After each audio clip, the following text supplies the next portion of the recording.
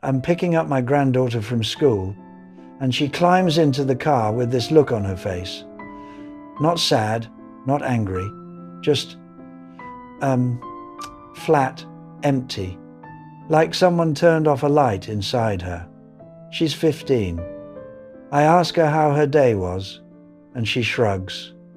I ask if something happened, and she says no. Then, after a long silence, she says something that's been rattling around in my head ever since. She says, "Grandpa, does it ever feel like nothing you do actually matters?" I'm George, and I'm 87 years old.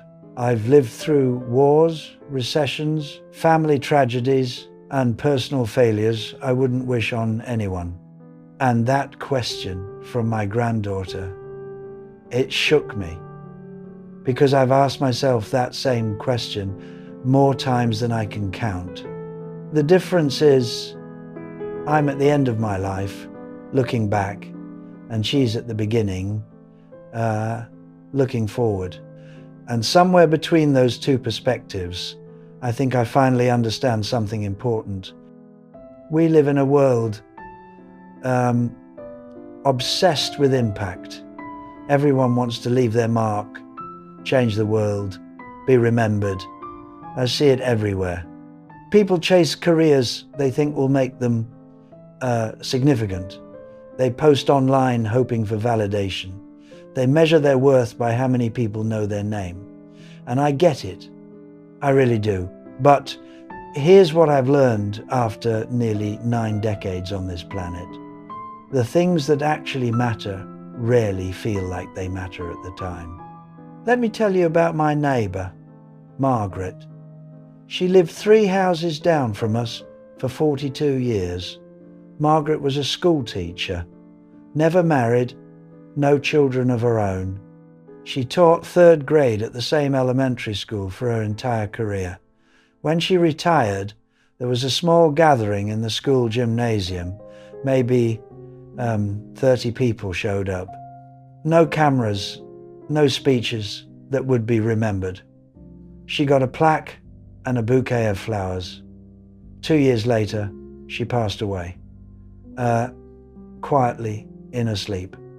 At her funeral, I expected a modest turnout.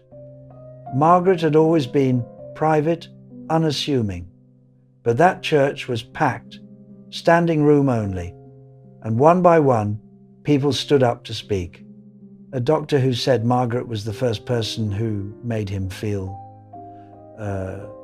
smart. A woman who ran a non-profit who said Margaret taught her to read when everyone else had given up. A man in his 50s who brought his own daughter and said he became a teacher because of Margaret. Story after story. Lives changed, directions altered, all because of a woman who thought she was just doing her job. Margaret never tried to change the world. She never sought recognition. She showed up day after day and paid attention to the kids in front of her. She learned their names. She noticed when they struggled. She stayed late to help them understand fractions or spelling words. Nothing glamorous. Nothing that would make headlines. But the ripples from her life are still spreading, decades later, through people she'll never meet. I think we've got it backwards. We think mattering means being seen, being known, being remembered by crowds. But that's not how life actually works. Life is built on small moments between people. A conversation that shifts someone's perspective. A kindness that arrives exactly when someone's about to give up. Showing up when it's inconvenient. Listening when you'd rather talk. These things don't feel significant when they're happening. They feel ordinary, routine, easy to dismiss. When I was 39, I went through a rough patch. My business was struggling. Money was tight. I was drinking more than I should have been, sleeping less than I needed. I felt like a failure. One evening, I was sitting in my car outside a bar, trying to decide whether to go in. And this guy I barely knew, Tom, knocked on my window. We'd met maybe twice before. He said he was heading to get coffee and asked if I wanted to join him. Just like that. No big intervention, no lecture, just coffee. We sat in a diner for 2 hours. He didn't ask me what was wrong. He didn't try to fix anything. He just talked about normal things. His kids, a book he was reading, a trip he'd taken years ago. And somehow, in the middle of that completely ordinary conversation, something in me settled. I didn't go into that bar. I went home. I can't even remember everything we talked about, but that moment mattered. It changed the trajectory of my night, maybe my life. And Tom probably forgot about it by the next morning. That's the thing about mattering. It's almost never dramatic. It doesn't announce itself. You won't get a notification telling you that something you did changed someone's life. Most of the time, you'll never know. You'll do something that feels small to you, and it'll be everything to someone else. And you'll move on thinking it didn't amount to anything. My wife, Eleanor, used to write letters, real letters, with stamps and everything. She'd write to our kids when they were away at college. She'd write to old friends she hadn't seen in years. She'd write to cousins, neighbors, anyone who crossed her mind. I used to tease her about it. I'd say, Elle, everyone has phones now, just call them. She'd smile and keep writing. After she passed, I found boxes of letters people had written back to her. And in almost every one, someone mentioned how much her letters meant, how they'd kept certain ones for years, how they'd read them during hard times. She wasn't trying to matter. She was just reaching out, but she mattered enormously. Here's what I wish someone had told me when I was younger. Your life doesn't need to be extraordinary to matter. In fact, it probably shouldn't be. The pressure to be exceptional, to stand out, to make a big splash, that pressure crushes people. It makes them feel like their ordinary life isn't enough, like showing up for their family, doing their work honestly, being kind to strangers, like none of that counts unless it's packaged into something impressive. But the truth is, almost everything that holds our world together is done by people no one will remember. Parents who get up in the middle of the night with sick children. Workers who show up on time and do their jobs well. Friends who check in when they notice someone's hurting. Volunteers who serve meals, clean parks, visit hospitals. People who vote, who recycle, who return shopping carts. Small, unremarkable acts that keep everything from falling apart. You want to know if you matter? Look at the people directly in front of you. Are you present with them? Are you honest? Are you kind when you don't have to be? Do you keep your promises? Do you make room for other people's pain? Do you celebrate their joy? These questions won't land you on magazine covers.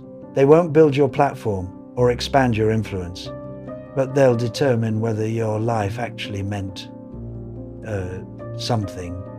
I've been thinking about my granddaughter's question a lot. Does anything I do actually matter? And I've realized the question itself is the problem. Because when we ask if we matter, we're usually asking if we matter in some grand, measurable way. If we're important, influential, exceptional. But mattering doesn't work like that. Mattering is quieter. It's more personal. It's knowing that your presence or absence would make a real difference to real people. When my grandson was 7, he was terrified of water, wouldn't go near a pool. One summer, I spent 3 weeks, 15 minutes a day, just standing with him at the shallow end. I didn't push, I didn't lecture. I just stood there while he got used to it. By the end of summer, he was swimming. Now he's 23, and he probably doesn't remember those 15-minute sessions. But I do, because I know that if I hadn't been there, patient and steady, his fear might have stayed with him. That's mattering. Not because it's impressive, because it's real. The older I get, the more I realize that most of what we're chasing is smoke. Status disappears. Achievements fade. People forget your accomplishments faster than you'd believe. But they don't forget how you made them feel. They don't forget that you showed up. They don't forget that you saw them when they felt invisible. Those things stick. They echo forward in ways you'll never fully understand. I was at the grocery store last week, and the young woman at the checkout counter looked exhausted, dark circles under her eyes, moving slowly. I could have just paid and left, but I asked her how she was doing. Really asked, not the automatic question we all throw around. She looked surprised, then her eyes filled up. She told me she'd been working double shifts because her mother was sick. We talked for maybe 3 minutes. I told her she was doing something honorable, that her mother was lucky to have her.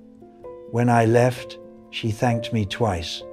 Will that conversation change the world? No. Did it matter to her in that moment? I think it did. So, here's my answer to my granddaughter, and maybe to you. Yes, what you do matters, but probably not in the ways you think. It matters in the small moments, the unglamorous ones, the ones you won't post about or put on a resume. It matters when you choose patience over anger, when you tell the truth even when lying is easier, when you help someone even though no one's watching, when you stay when leaving would be simpler. Your life doesn't have to be a spectacle to matter. It just has to be honest, present, kind. And that's harder than it sounds, because those things require you to pay attention, to show up even when you're tired, to care even when it's inconvenient. But that's where real significance lives, not in the spotlight, in the steady, quiet work of being human with other humans. I'm 87. I don't have many years left. And when I think about what I want my life to have meant, I don't think about awards or recognition. I think about the people I loved well, the moments I was fully present, the times I helped without needing credit, the conversations where I really listened. Those are the things that mattered. Those are the things that will outlast me.